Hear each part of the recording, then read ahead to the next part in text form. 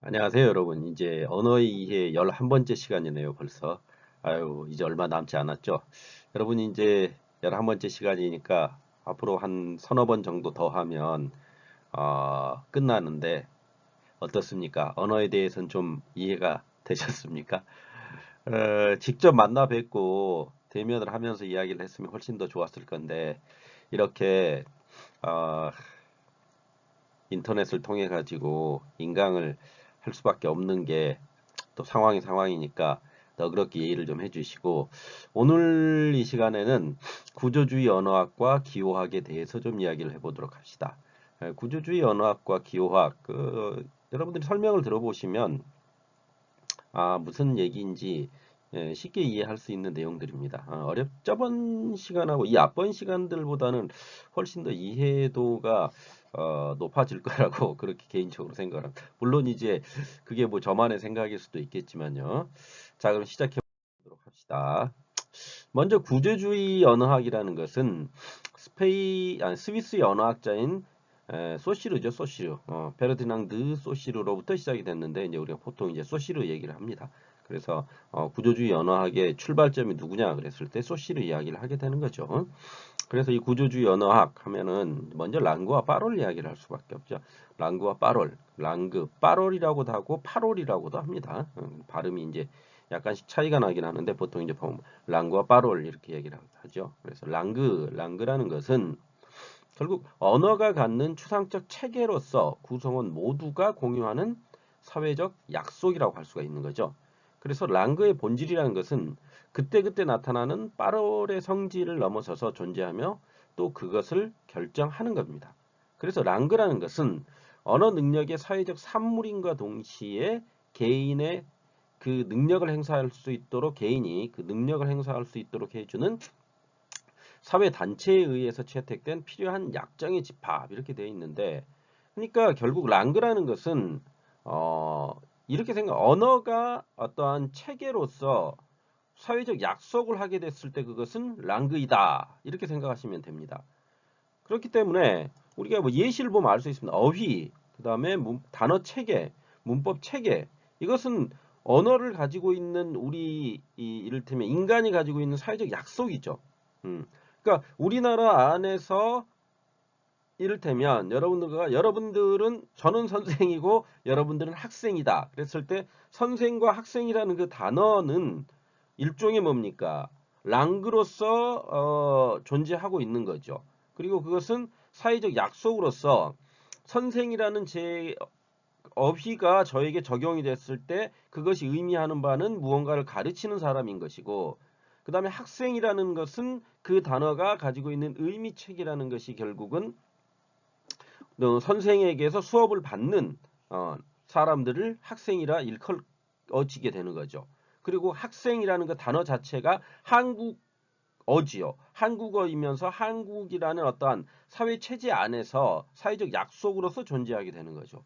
그런 것들이 랑그라고 할 수가 있는 겁니다.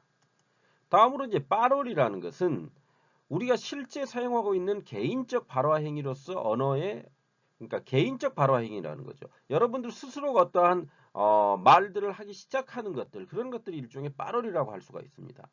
그렇기 때문에 언어 활동의 개별적 구성 성분으로서 언술 그러니까 스피치죠. 스피치처럼 랑그를 실생활에 이용하는 언어 행위이며 과정이라는 거죠. 이렇게 생각하시면 됩니다. 랑그라는 그러니까 아까 제가 말씀드렸던 선생이라는 단어는 랑그로서 사회적 약속으로 존재하고 있죠. 그런데 그것을 빠롤 하면은 제가 이렇게 말을 하고 있지 않습니까? 여러분들에게 이것은 일종의 빠롤이라고 할 수가 있는 겁니다. 제가 뭘 하고 있는 겁니까? 스피치를 하고 있는 거죠. 스피치를 하면서 언어 행위를 하면서 그것이 개인적 발화 행위로서 여러분들에게 무언가를 설명해 내고 있지 않습니까? 그런 것들이 일종의 빠롤이라고 할 수가 있는 겁니다.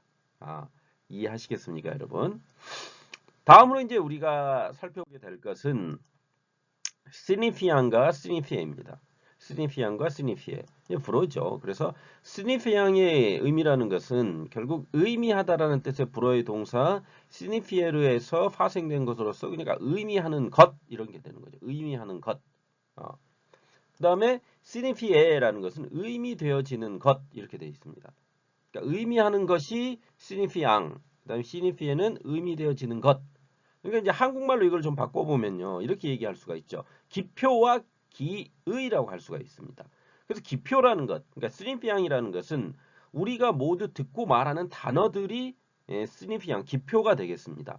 그다음 기의라는 것은 그 단어들이 가지고 있는 의미, 이게 signifi가 되는 거죠. 그러니까 signifiant이 기표로서 우리가 말하고 있는 단어들이라면 그 다음에 signifi에는 기의로서 그러니까 기표, 표면으로 드러난다. 그러니까 단어가 표면으로 드러난다 이거죠. 그다음에 기의, 뜻의자죠. 그래서 그 단어들이 가지고 있는 의미가 무엇이냐 이것이 기의, signifi가 된다는 거죠. 그래서 이제 예시를 들어보면 여러분들이 쉽게 이해할 수가 있을 겁니다. 모기라는 단어가 있고 그 모기의 뜻, 모기의 의미, 뜻이죠. 뜻이 개념이 뭐냐 그랬을 때 날개를 가지고 있으면서 여름에 동물의 피를 빨아먹고 사는 곤충이다. 이게 모기다라고 했을 때 기표는 바로 모기가 되는 겁니다. 그러니까 모기라고 말하거나 쓰는 것이 기표가 되는 것이고 그 모기라는 단어를 듣고 머릿속에 떠오른 의미, 그러니까 날개를 가지고 있으면서 여름에 동물의 피를 빨아먹고 사는 곤충이다. 이것이 바로 기의가 된다는 겁니다. 기의. 그러니까 기표는 하나의 단어로서 존재하고 있는 것이고요. 그게 이제 스니피 양이고 기의라는 것은 그 단어에 가지고 있는 뜻, 의미 이것이 바로 signifi에 그래서 기의가 되겠습니다. 이해하시겠습니까? 기표와 기의, 그러니까 signifiant과 signifi에 이해하시겠죠? 이거는 이제 그 구조주의 언어학에서 굉장히 중요한 용어들입니다. 그래서 여러분들이 뭐 한 번 정도는 들어보셨을 수도 있을 겁니다. 기표다, 기의다 이런 것들. 물론 signifiant이나 signifi에 같은 용어는 안 들어보셨을 수도 있겠지만 뭐 랑그, 파롤, 그다음에 기표, 기의 이런 용어들은 한 번 정도는 들어봤을 겁니다. 그래서 이러한 것들이 랑그와 파롤이고 signifiant과 signifi에 기표와 기의다라는 정도로 이해를 하고 가시면 될 것 같습니다. 다음으로 이제 여러분들하고 얘기를 볼 것이 바로 가치와 의미 작용입니다. 그럼 가치라는 게 뭐냐? 이것은 선택된 기호의 의미는 선택되지 않은 다른 기호들에 의해서 결정되는 것이라는 특성을 가리키는 게 가치라고 할 수 있습니다. 그러니까 얼마만큼의 가치를 지니고 있느냐라는 것이 선택된 기호의 의미라는 것이 결국 선택되지 않은 다른 그 기호들에 의해서 결정된다. 그러니까 내가 어떠한 이를테면 이렇게 한번 생각해 봅시다. 우리가 도자기를 봤을 때 도자기의 가치라는 것은 그 도자기가 가지고 있는 하나의 어떠한 기호로서 존재하고 있지만 그 도자기의 가치라는 것을 평가하는 것은 그 도자기가 어느 연도에 언제 어떻게 만들어졌는지에 대한 역사적 기록이라든지 혹은 그것이 구성되어 있는 어떠한 주변 환경들 그 다음에 그것을 본 이를테면 고고학자들이라든지 혹은 감정사들이 그것을 보고 평가를 내리는 거죠. 그걸 통해서 일정 부분의 가치가 매겨지게 되는 거죠. 그런 것들이 일정 부분의 어떤 가치 이런 것이라고 이야기를 할 수가 있습니다. 다음으로 의미작용과 의미화라는 것이 있는데요. 자, 의미작용과 의미화라는 것은 하나의 기호를 만들기 위해서 기표와 기의를 결합시키는 작용이라고 할 수가 있습니다. 그래서 기호를 만들 때 일어나고 기호의 의미를 풀이할 때도 일어나게 되는 거죠. 그래서 의미작용이죠. 그러니까 기표와 기의를 결합시킨다는 것은 그러니까 의미작용, 의미화 이런 것들. 이것을 우리가 이제 예시를 들어서 보시면 이해가 쉽게 되실 겁니다. 이를테면 철수를 좋아하는 영희가 발렌타인데이에 철수에게 초콜릿을 줬다라는 어떠한 하나의 의미라는 것이 있다고 봅시다. 그랬을 때 기호를 만들 때 발생하는 기호 작용이라는 것은 초콜릿을 준 영희는 철수를 좋아한다는 의미 작용을 생산하고 있죠. 그러니까 내가 어떠한 기호 작용을 하고 있다는 것은 바로 뭡니까? 초콜릿을 주는 행위죠. 그 초콜릿을 영희가 철수에게 발렌타인데이에 주는 행위를 통해서 하나의 기호가 발생한다는 거죠. 그 기호를 통해서 일종의 기호라는 게 신호를 주는 거죠. 야, 내가 너를 좋아해. 라는 것으로서 초콜릿을 주는 거죠. 그럼 그 초콜릿을 주는 행위를 통해서 기호작용이 발생하면 그 초콜릿을 받은 이는 기호를 풀이할 때 이제 기호 해석이 일어난다는 거죠. 그래서 철수가 초콜릿을 받고 영희가 자신을 좋아한다는 생각을 갖게 되면 의미작용은 철수에게서도 발생한다는 겁니다. 그러니까 기호작용을 통해서 그것을 받은 사람이 또 다른 기호 해석을 하게 됐을 때 이 둘 사이에는 둘 다 의미작용이 생산과 발생하고 있다라는 그런 점들. 그러니까 영희가 철수에게 초콜릿을 준 행위는 이미 이제 기호작용으로서 의미작용을 생산하고 있는 것이고요. 그 다음에 그것을 받아든 철수가 영희가 나를 좋아하는구나 라고 생각하면서 그 발렌타인데이 선물을 받으면서 기뻐하는 것은 기호 해석으로서 또 다른 의미작용으로 철수에게 발생된다는 겁니다. 이해하시겠습니까? 의미작용. 그게 이제 의미작용이라는 겁니다. 다음으로 이제 우리가 살펴볼 게 이제 이런 거죠. 송신자 쪽에서 일어나는 의미작용과 수신자 쪽에서 일어나는 의미작용이라는 것이 결국 같을 수도 있고 다를 수도 있다는 겁니다. 그러니까 아까 그러니까 누굽니까? 영희가 철수에게 초콜릿을 주지요. 그랬을 때 그 철수가 영희에게서 초콜릿을 받아들고 나서 전혀 다른 생각을 할 수도 있다라는 겁니다. 아까는 제가 말씀드렸듯이 뭡니까? 그냥 기호작용으로서 일단 영희가 철수에게 좋아한다는 의미로 초콜릿을 줬다. 그것은 기호작용이 발생했다고 했죠. 그래서 그게 하나의 의미작용이다 라고 이야기를 했지 않습니까? 그 다음에 두 번째로 뭡니까? 그러니까 영희가 준 초콜릿을 철수가 받아들고 나서 기호 해석을 하죠. 영희가 나를 좋아해서 이 초콜릿을 줬구나 라고 해석할 수도 있지만 정반대로 해석할 수도 있다는 겁니다. 그게 바로 송신자 쪽에 일어나는 의미작용과 수신자 쪽에 일어나는 의미작용이 같거나 다를 수 있다는 겁니다. 그래서 영희에게서 철수가 초콜릿을 받았을 때 이 둘이 같은 경우는 뭐냐면 영희가 나를 좋아하는구나 라고 철수가 생각하게 되면 그것은 송신자 쪽의 의미작용과 수신자 쪽의 의미작용이 동일해서 같은 의미로 받아들여진다라는 거죠. 의미작용이라는 거지. 그렇지만 그 의미작용이 송신자 쪽에서는 좋아한다는 의미로 줬는데 수신자 쪽에서는 전혀 다르게 해석할 수가 있다는 겁니다. 의미작용을. 왜? 그 초콜릿을 주는 거를 그냥 영희가 나를 싫어하는구나. 단 초콜릿을 달지 않습니까? 초콜릿을 먹고 이나 썩으라고 나한테 그냥 주는구나. 너 싫어서 나 주는 거야. 이렇게 받아들일 수도 있다는 겁니다. 물론 이제 이 의미 해석이라는 게 발렌타인데이에 초콜릿을 주는데 이 썩으라고 초콜릿을 주는 건가요? 이렇게 얘기하자는 게 아니죠, 여러분. 이건 하나의 예시죠. 그러니까 하나의 기호작용을 하고 그 기호 해석이 일어났을 때 그 기호작용과 기호 해석이라는 것은 의미작용으로서 존재를 하지만 이게 송신자와 수신자의 의미작용이라는 것이 같은 경우도 있고 다른 경우도 있다는 것을 이야기하고자 하는 겁니다. 또 다른 예를 한번 들어볼까요? 이런 예를 한번 들어봅시다. 이제 교재에 다 나와 있는 내용들이죠. 추운 겨울날 아버지를 위해 방을 따뜻하게 데웠습니다. 그런데 그게 사람이 누구냐에 따라서 송신자 쪽에 일어나는 의미작용과 수신자 쪽에 일어나는 의미작용이 전혀 다르게 이해될 수가 있다는 겁니다. 효자가 아버지를 생각하면서 방을 데폈다. 그러면 아버지도 역시 그런 효자의 마음을 이해한다는 거죠.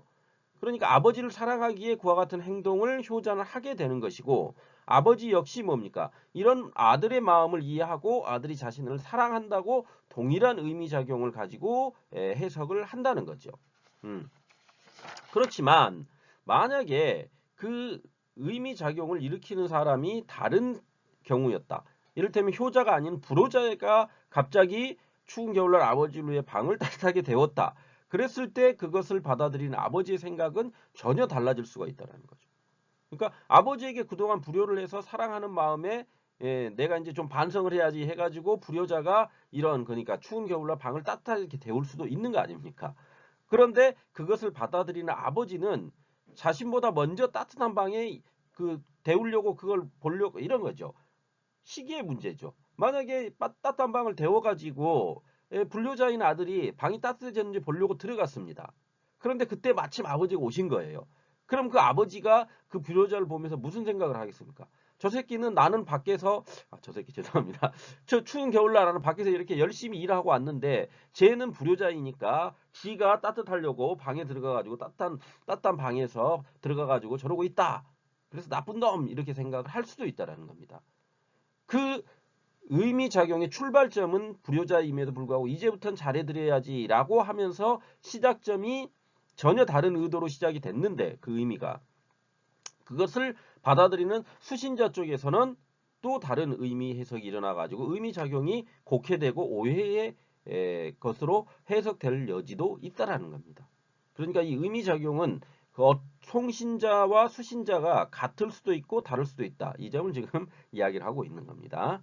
이해하시겠죠? 뭐 여러분들 예시를 보시면 쉽게 이해하실 겁니다. 그러니까 송신자와 수신자 이런 것들. 그래서 이제 구조주의 언어학에서 여러분들이 처음에 이제 랑그와 빠롤. 그래서 랑그라는 것은 어떠한 그 사회적 약속이다. 그래서 어휘라든지 단어 체계와 같은 걸 랑그라고 할 수 있다. 빠롤이라는 것은 그러한 랑그를 갖다가 어떠한 발화, 행위를 통해서 이야기하게 되는 것. 이런 것들이 빠롤이다. 이렇게 말씀을 드렸죠. 구조주의 언어학에서. 그 다음 이제 기표 기의를 말씀드렸죠. 그래서 기표라는 것은 시니피앙으로서 우리가 듣고 있는 단어들 모두를 시니피앙, 기표라고 얘기를 하고요. 기의라는 것은 그 단어들이 가지고 있는 의미, 시니피에지요. 그래서 기의, 그래서 제가 모기 얘기를 말씀드렸죠. 그래서 모기라는 단어는 기표로서 시니피앙이고요. 그 다음에 날개를 달고 있으면서 여름에 동물의 피를 빨아먹는다라는 그 개념, 의미 이런 것들은 시니피에로서 모기라는 단어가 가지고 있는 연상, 우리가 연상할 수 있는 단어의 의미들인 거죠. 그런 것들이 기의로서 시니피에다 이런 이야기를 했었죠.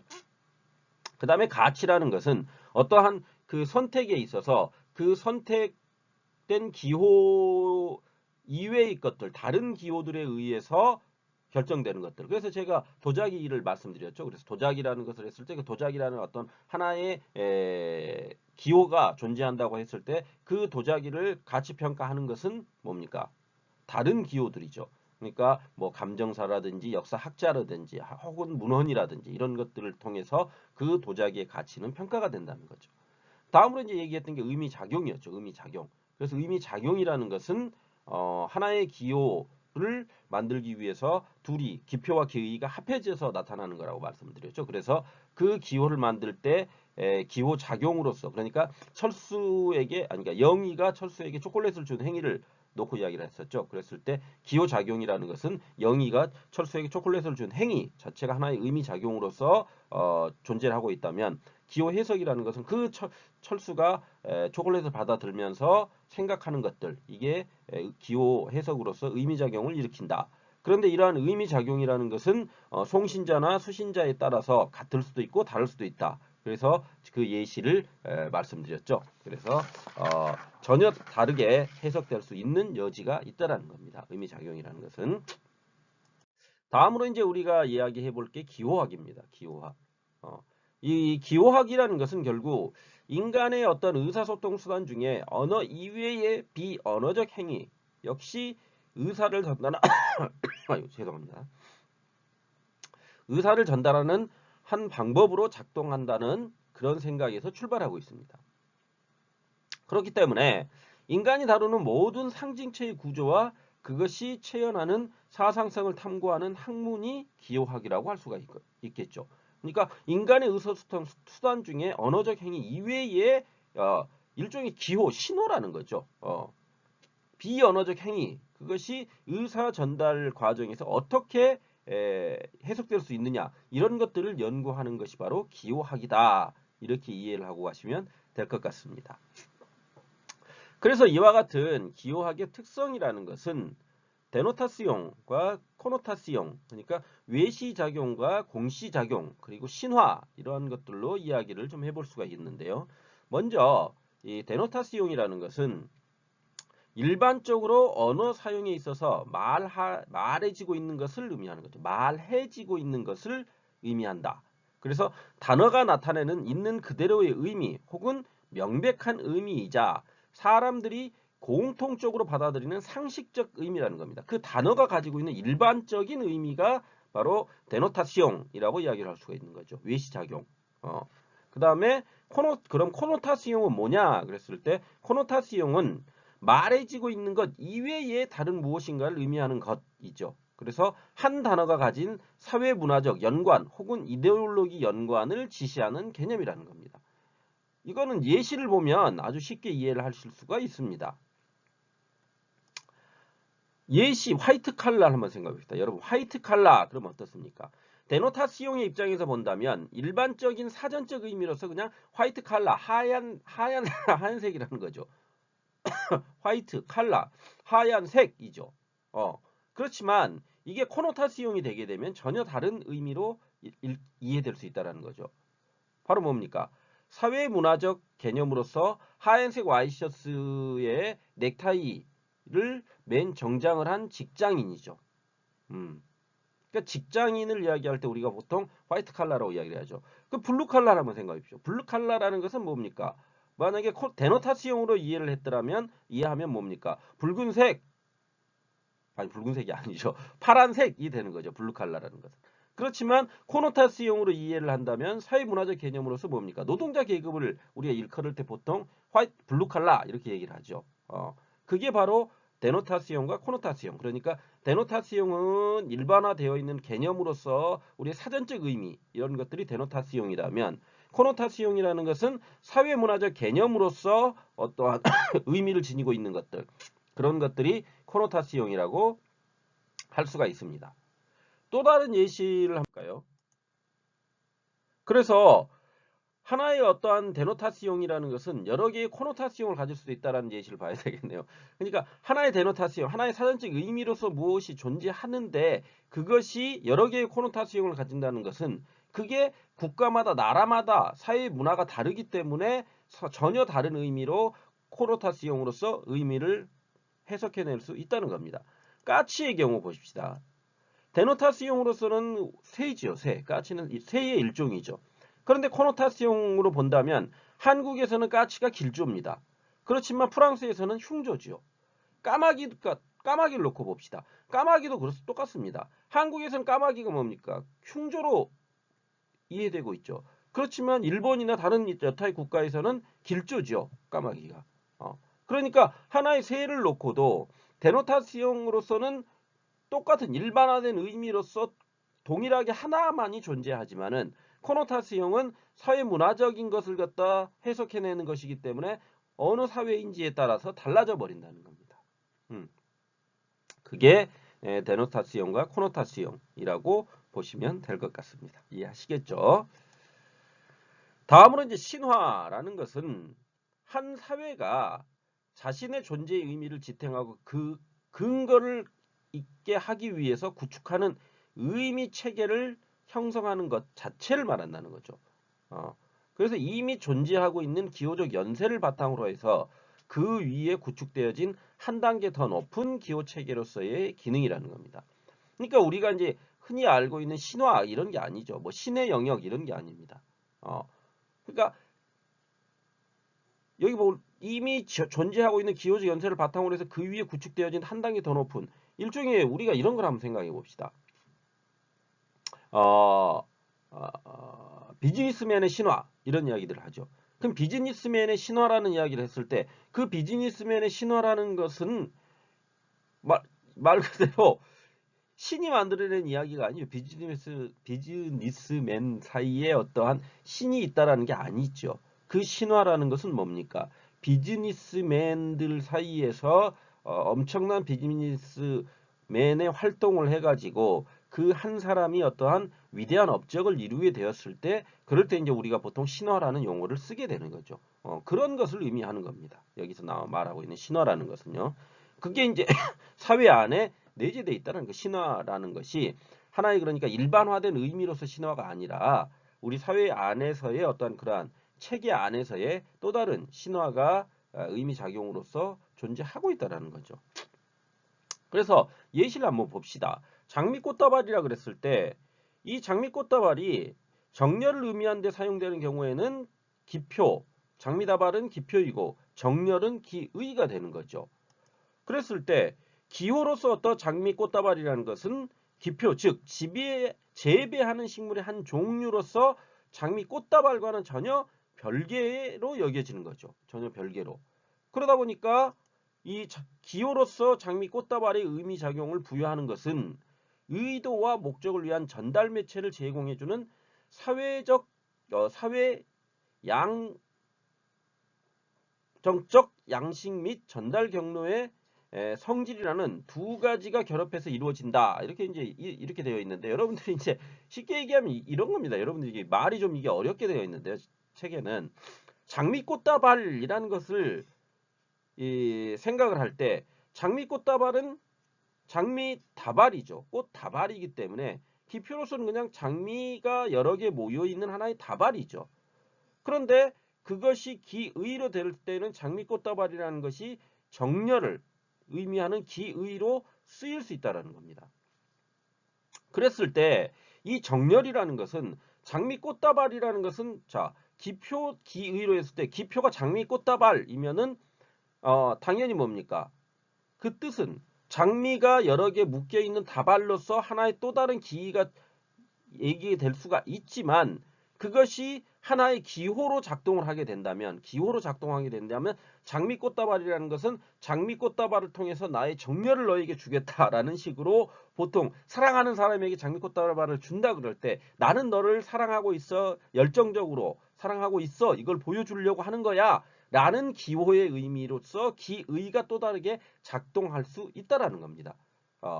그런 것들이 일종의 더 높은 기호 체계로서 존재하는 신화라고 할 수 있다는 거죠. 또 다른 예시를 보면 조금 더 이해가 가실 겁니다. 이런 거죠. 파리마치 잡지의 표지 사진 했을 때 그 여러분들 거기 나와 있는 파리마치 잡지 사진이라는 것은 그 프랑스군의 제복을 입은 젊은 흑인이 프랑스 3세기를 쳐다보면 이렇게 경례를 하고 있는 겁니다. 그 사진이거든요. 그럼 우리가 그 사진을 봤을 때 기표라는 것은 결국 흑인 병사가 프랑스식의 경례를 하고 있는 그 행위 자체가 하나의 기표로서 작동하고 있죠. 그런데 그 기의 그것이 함의하고 있는 뜻이라는 것은 프랑스를 상징하는 3세기와 피부색이 다른 흑인의 제복을 통해 아, 저 사람이 군인이구나. 그래서 군인이 제복을 입고 경례를 하고 있구나 라는 것으로서 받아들인다는 겁니다. 그런데 이것의 또 다른 기의로서 하나의 신화로서 무엇이 존재하게 되느냐? 바로 프랑스의 위대함 또는 프랑스의 국민들이 피부와는 관계없이 프랑스를 위해 충실히 봉사한다. 이런 것들을 상징적으로 보여주고 있다는 거죠. 그런 게 또 다른 기의로서 존재를 하게 된다는 겁니다. 이해하시겠습니까? 그 얘기를 지금 하고 있는 겁니다. 신화라는 것은. 또 다른 예를 한번 봅시다. 이것도 이해가 안 가셨다면. 이런 거죠. 마리 앙뚜아네트의 그림이 있죠. 그럼 마리 앙뚜아네트라는 그 사람 누군지 알고 계시죠? 바로 데노타시옹으로서 그러니까 외적으로 드러나 있는 일반적인 의미로서 마리 앙뚜아네트라는 것은 프랑스 왕 루이 16세의 아내죠. 일반적으로 우리가 알고 있는. 그런데 그게 코노타시옹 어떠한 사회 문화적 의미를 지니고 있느냐 그랬을 때는 우아하다, 아름답다, 화려하다. 그러니까 여성으로서 그러한 모습들을 보여줬기 때문에요. 그래서 우아하다, 아름답다, 화려하다라는 사회 문화적 의미로서 코노타시옹을 가질 수 있다라는 거죠. 그런데 이것이 신화의 단계에 들어가게 되면 프랑스 왕정의 몰락을 상징하는 인물로서 이해되게 될 수 있다는 거죠. 왜 그렇습니까? 마리 앙뚜아네트가 워낙 사치를 좋아하고 그런 인물이었죠. 그러다 보니까 루이 16세와 더불어서 어떤 프랑스의 몰락을 이끌었던 대표적 인물로서 그려지고 있다는 거죠. 그리고 이해되고 있다는 거죠. 그렇게 되기 때문에 마리 앙뚜아네트의 어떤 그림을 보면서 데노타시옹 입장에서 일반적인 의미로서는 프랑스 루이 16세의 부인이구나라고 해석될 것이고 첫 번째는요. 두 번째는 그래서 아름답고 우아하고 되게 화려하구나라고 코노타시옹 사회 문화적인 의미로 해석이 될 수 있고 또 다른 기의로서 또 다른 하나의 의미로서 신화로서는 프랑스 왕정의 몰락을 의미하고 있구나라고 이해를 하실 수 있다는 거죠. 그러니까 이제 여러분들이 여기서 지금 보면 데노타시옹, 코노타시옹, 신화 그 다음에 위에 보면 기포, 기위, 또 다른 기위 이렇게 되어 있지 않습니까? 헷갈리실 수 있는데 이겁니다. 데노타스용이 일종의 기표지요. 그 다음에 코노타스용이 일종의 기의죠. 그런데 이제 물론 기표라는 것이 그 단어가 의미하고 있는 바, 그 다음에 기의라는 것이 그 단어가 가지고 있는 속뜻 이거죠. 거기에 비해서 데노타스용은 조금 다르긴 하죠. 데노타스용이라는 것은 하나의 일반화되어 있는 사전적 의미죠. 거기에 비해서 코노타스용이라는 것은요. 그것이 사회 문화적으로 다르게 해석될 수 있는 것들, 이런 것들이 코노타스용이죠. 거기에 비해서 이제 신화라는 것은 그걸 통해서 사회 안에서 또 다르게 만들어진 하나의 의미 덩어리죠. 그것이 신화죠. 그래서 마리앙뚜 여기 파리마치 잡지의 표지 사진이라는 것은 결국 프랑스의 위대함을 드러내는 하나의 신화가 만들어졌다면 마리 앙뚜아네트의 그림이라는 것은 프랑스 왕정의 몰락을 보여주는 하나의 신화로서 작동할 수 있다는 겁니다. 이해하시겠죠? 다음으로 이제 우리가 이야기해 볼 수 있는 게 도상, 지표, 상징이죠. 도상 아이콘, 지표 인덱스, 그 다음에 상징 심벌이죠. 그래서 퍼스가 지식의 존재의 골격이 명제를 기호의 한 3관계에 의해서 의거한다라고 주장하면서 이야기가 됐던 게 도상, 지표, 상징입니다. 이것은 여러분들이 그냥 보시면 아 이런 것들이 도상, 지표, 상징이구나 이해를 하실 수 있을 겁니다. 그래서 도상, 아이콘이라는 것은 기호에 의해 가지고 어떤 유사성 또는 닮음의 적합성이 나타나고 있고 수신자에 의해서도 그것이 인정되는 경우죠. 그래서 도형이나 그림 이라는 것들은 그것이 나타내고 있는 것과 닮아 있는 한도 내에서 그것이 도상적인 관계를 맺고 있다라고 가정을 하는 겁니다. 그렇기 때문에 도상 기호에 있어서 가장 중요한 것은 유사성이라는 겁니다. 예시를 보시면 쉽게 이해를 하실 겁니다, 여러분들. 그러니까 나폴레옹의 인물 초상화가 있죠. 그랬을 때 사람들은 어떤 그런 나폴레옹의 그 여러분들 그 보시면 나폴레옹이 책에도 그렇게 나와 있죠. 말을 타고 이렇게 딱 올라가 그 있는 그 나폴레옹 사진 그림 있지 않습니까? 그것을 그러면서 이제 나폴레옹이 그 그림 밑에 뭐라고 했습니까? 내 인생에 불가능이란 없다 뭐 그런 이야기들을 막 하고 있지 않습니까? 그러면 그 나폴레옹 그림을 보면서 그 초상화를 보면서 그가 누구인지를 우리는 인지하죠. 그것을 인지할 수 있는 것은 이 초상화가 나폴레옹과 닮아 있다라는 나폴레옹의 일종의 도상이기 때문이라는 겁니다. 나폴레옹의 도상이기 때문에 그걸 보면서 닮아 있다라는 것을 보면서 우리가 그것을 이해하게 된다는 거죠. 또 다른 예를 보시면 여러분들이 좀 쉽게 이해를 하실 겁니다. 도상이라는 것이 뭔지. 그러니까 유명 연예인의 어떤 성대모사가 있죠. 그러면 이 소리를 통해 가지고 그러한 특정 인물의 어떠한 유사성을 가진 이 소리를 들으면서 아 이게 이 사람의 목소리 있구나 모사를 하고 있구나라고 느끼게 되는 게 그게 일종의 도상이라는 겁니다. 아시겠습니까? 또 다른 예시로 은유와 환유를 통한 도상이라는 것도 있죠. 그래서 이를테면 이런 거죠. 청와대가 새로운 정책을 검토한다 그랬을 때 이 환유를 통해 가지고 청와대가 새로운 정책을 검토한다라는 것은 청와대라는 그 건물이 정책을 검토하고 있는 게 아니죠. 바로 그 청와대라는 것이 바로 한국 대통령과 동일한 가치를 지닌 하나의 환유로서 존재하고 있는 것이고 그 대통령과 대통령이 살고 있는 곳 사이에 연결되고 있는 의미의 공통점을 통해서 존재하는 도상이라는 거죠. 그게 바로 청와대가 새로운 정책을 검토했다라는 것이 하나의 도상으로서 존재할 수 있다라는 겁니다. 이해하시겠죠, 여러분들? 뭐 이거 어려운 게 아니니까요. 다음으로 이제 우리가 이야기해 볼 수 있는 게 지표입니다. 그래서 하나의 기호가 어떤 역동적 대상과 갖는 실제적 관계에 힘입어서 부각이 될 때 그 기호를 지표라고 한다는 거죠. 그래서 지표라는 것은 관계가 구체적이고 현실적이면서 계기적이고 인과적 성격을 가지게 된다는 겁니다. 이것도 예시를 통해서 보시면 쉽게 이해가 되실 겁니다. 그러니까 이를테면 문을 두드리는 소리는 누군가가 와 있다는 지표라는 거죠. 그 다음에 자동차 경적 소리라는 것은 자동차가 있음을 알리는 지표이고요. 연기라는 것은 불의 지표이고 바람개비는 바람의 방향에 대한 지표라는 거죠. 그 다음에 검은 먹구름은 비에 대한 지표이면서 영화 속의 음산한 배경음악이라는 것은 공포와 불안감의 지표라고 할 수가 있는 겁니다. 이해하시겠죠? 뭐 지표 어렵지 않죠? 다음으로 이제 우리가 상징이라는 것을 이야기해 볼 수 있죠. 그래서 상징에서 기표와 기의의 관계라는 것은 임의적이죠.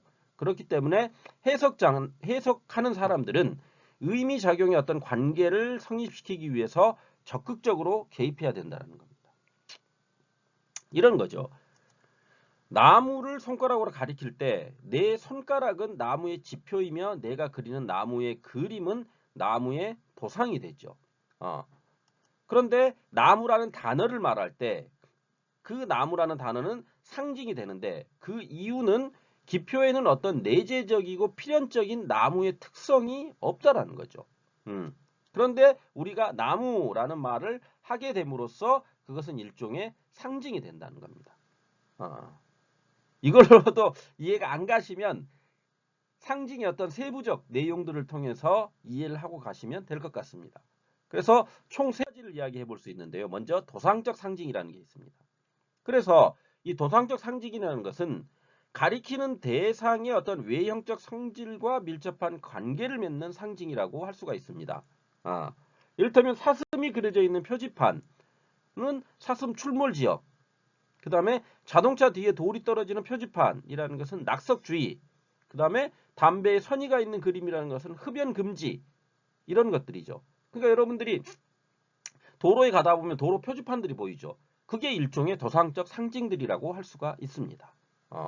이해하시겠죠? 쉽게. 그 다음에 유연적 상징이라는 게 있습니다. 상징과 상징되는 것 사이에 외연적 관계의 근거에서 이루어지는 것이 유연적 상징이라는 거죠.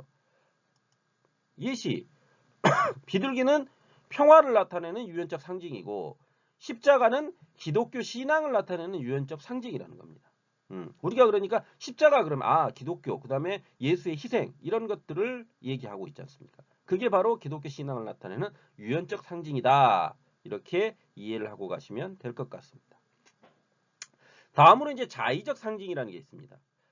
자의적 상징이라는 것은 어떤 집단과 끼리끼리의 약속의 근거에서 상징적 가치를 가지는 상징이라고 할 수가 있죠.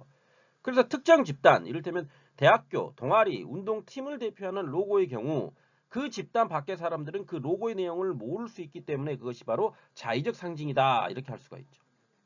여러분들이 이제 이를테면 세명대학교 표지판을 보고 있으면 그 세명대학교 표지판을 보면서 여러분들은 이게 세명대학교의 자의적 상징으로서 여러분들이 이해를 하고 가지만 만약에 저쪽 무슨 제주도에 살고 있는 시골 농부가 이를테면 세명대학교 표지를 모를 수도 있잖아요.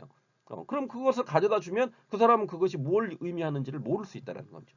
그러나 세명대학교에 다니고 있는 모든 학생들은 세명대학교 표지를 보면서 이것은 세명대학교야 라고 자의적 상징을 이해할 수 있다는 겁니다. 그러니까 특정 집단이나 안에 어떤 로고 이런 것들이 바로 자의적 상징의 대표적 성격이라고 할 수가 있겠죠.